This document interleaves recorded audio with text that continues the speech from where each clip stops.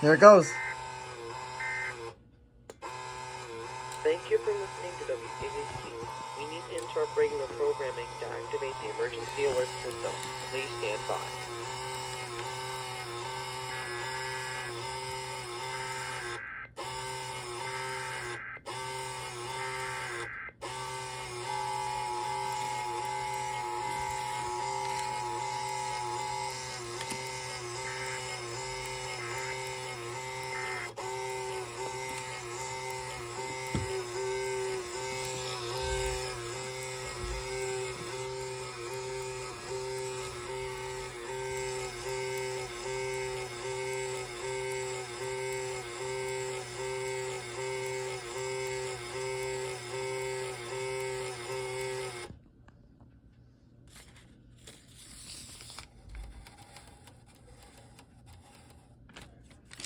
Alright, so this was basically a demo of the Sage printer.